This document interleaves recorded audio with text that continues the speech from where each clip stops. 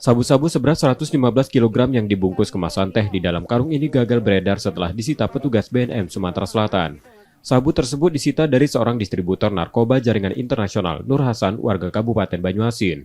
Tersangka ditangkap petugas saat melintas di Jalan Kolonel Dani Effendi, Kelurahan Talang Betutu, kilometer 16, Kabupaten Banyuasin, Sumatera Selatan. Hasil pemeriksaan, tersangka merupakan distributor narkoba untuk wilayah Sumatera Selatan dan Lampung. Tersangka memesan narkoba tersebut dari seorang bandar di Myanmar dan dikirim melalui laut dan darat. Rencananya sabu akan diedarkan ke bandar di wilayah Sumsel dan Lampung. Jadi untuk barang ini dan kendaraan ini diantar oleh kurir ya dari Dumai Pekanbaru tadi, itu langsung diserahkan kepada tersangka Nur Hasan. Jadi diserahkannya itu tidak berganti mobil. Saat mobil-mobilnya diserahkan, kuncinya diserahkan, langsung dibawa oleh Nur Hasan.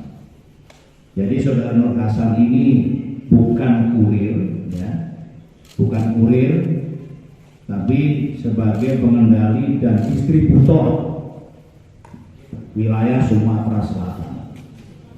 Jadi barang-barang ini terindikasi distribusikan ke wilayah MLM, Bali, Musi Banyuasin, Oki, dan Lampung.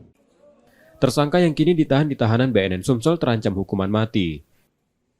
Yudi Kiswanto, Kompas TV, Palembang, Sumatera Selatan.